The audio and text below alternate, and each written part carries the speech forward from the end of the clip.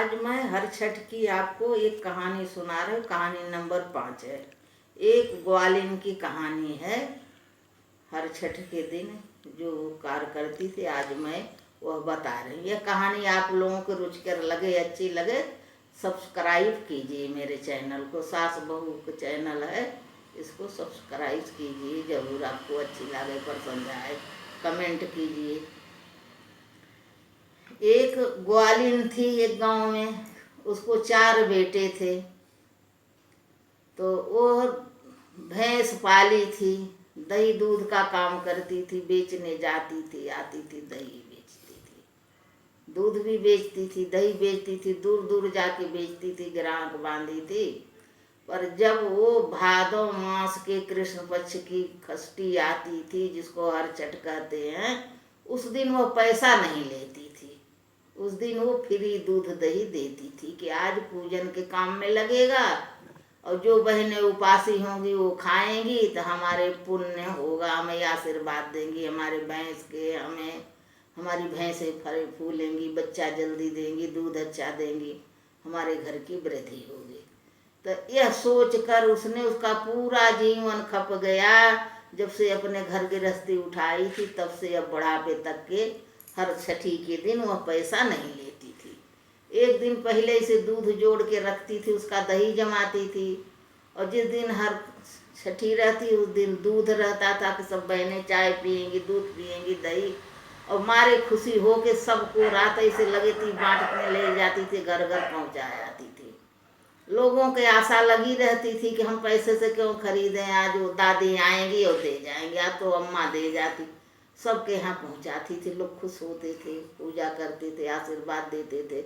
और भगवान की ऐसी कृपा हुई हर छठी मैया को, उसके पास 100 भैंसे हो गए, 150 भैंसे को, अच्छी अच्छी उसका धंधा, बहुत बरकत हुई, बहुत फैलने लगा।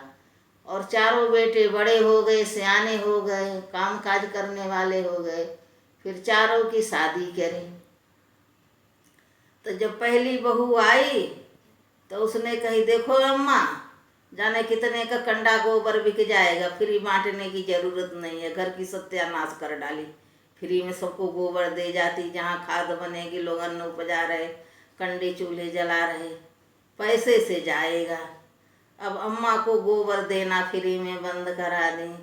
जब दूसरी बहू आई, दूसरे लड़के की शादी करी, तो उसने कही कि देखो अम्मा, तुम रोज सजी बैठी रहती हो, एक जने के खाने के लिए बुलाई रहती हो, इतने हमारे हिम्मत नहीं है कि तुम लोगों की रोटी खिलाएं, 10-10 किलो थापें, अब 4 जने बाहर के बैठाए रहती हो।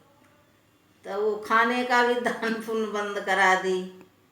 तीसरी बहू आई, अम्मा नौकर चाकर छोड़ा दो, अभी तो तुम खुद हट्टी खट्टी हो, काम नहीं कर सकती हो, कुछ मोड़न से कराओ, जो पगार नौकर ले जा रहे हो घर के काम में आएगा। तो ऐसे ऐसे अम्मा का सब छूटता गया। अम्मा बड़ी दुखी होते गई। जब चौथे नंबर की बहू आई तो उसने बोली कि देखो अम्मा, आज हल छठी है, हजारों रुपए का दूध दही बिकेंगे और महंगा बिकेंगे, 1 के 1.5 दाम मिलेंगे, जिसको गरज होगा लेगा, फ्री में नहीं है, तुम ले जाती हो, रात ऐसे लगती हो बांटने, बांट आई।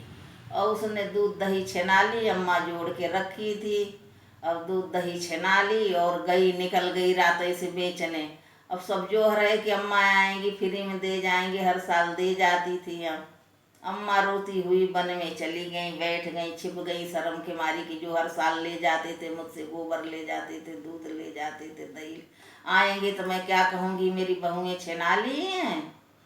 तब वो चली गई वन में, और बहू गई बेच के खूब डलिया भर दाना भर के ले आई, खूब पैसा ले आई, छुट्टे पैसे, बंधे पैसे, और खुशी हुई कि देखो तुम्हारी माँ अपने पतियों के दिखाने लगी कि सत्यानाश घर का करती थी, मैं कितने कमा के ले आई। और पैसा तो कमा के ले आई, सबरी भैंस सो गई, 100 की 100 भैंस मर गई। जब दोपहर में गई कि और दूध लें और दूध ले जाए बेच आए, फिर पैसा कमा के ले आए, तो सारी भैंस मरी पड़ी थी। अब 4 बेटे परेशान, बहुए परेशान, भाई अम्मा कहाँ गई, बुलाओ अम्मा कहाँ गई, भैंस काहे मर गई।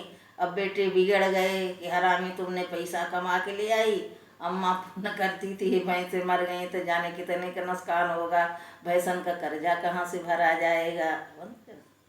कैसे भरा जाएगा।